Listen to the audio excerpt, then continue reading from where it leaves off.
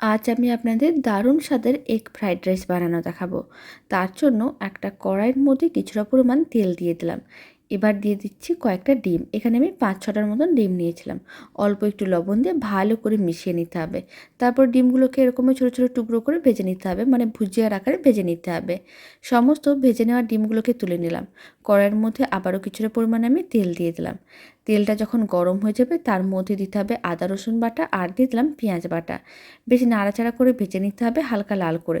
তার মধ্যে দিতে হবে কেটে রাখা ক্যাপসিকাম, আর দিতে হবে গাজর, বিনস। আপনারা আপনাদের পছন্দ মতন যে কোনো সবজি দিতে পারেন। এবার সবজিগুলোকে হালকা নাড়াচাড়া করে ভেজে নিতে হবে। তারপরে ভেজে রাখা ডিমগুলো দিয়ে দিতে হবে, আর দিয়ে দিতে হবে 1 বাটির মতন ভাত। এখন আমি সামান্য পরিমাণ ফ্রাইড রাইসের মশলা দিয়ে দিলাম। তারপর খুব ভালো করে একসঙ্গে মিশিয়ে নিতে হবে। মশলার মধ্যেই কিন্তু লবণ থাকে, তাই আলাদা করে লবণ দিলাম না।